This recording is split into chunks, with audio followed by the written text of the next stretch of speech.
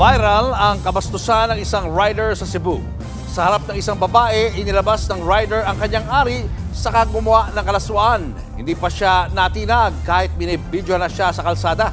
Nasa frontline na balitang yan ang ating News 5 Visayas correspondent John Aroa. Nagayag mo ang ngayon nagdribang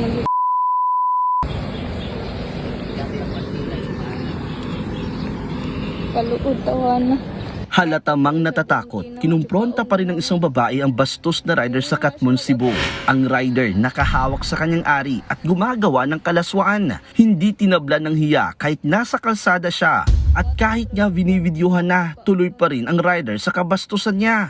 Habang malagkit ang titig sa babaeng nagbivideo. Ayon sa biktima, naglalakad siya noon nang alukin siya ng rider na gumawa ng kalaswaan kapalit ng 1,000 piso. Agad nag-report sa mga pulis ang babae. Na-identify po natin yung suspect sir. Nagtatrabaho po sa Mandawi, asbay lang po siya sir. Kahit hindi residente sa lugar ang sospek, pursigidong magsampa ng reklamo ang biktima. Patuloy na tinutugis ang sospek. Nagbabalita mula sa frontline, John Aroa, News 5 Visayas. Mga kapatid, Julius Babaw po. Iba na ang may alam at may pakialam sa panahon ngayon. Para sa frontline ng mga balita, mag-follow at mag-subscribe sa social media pages ng News 5.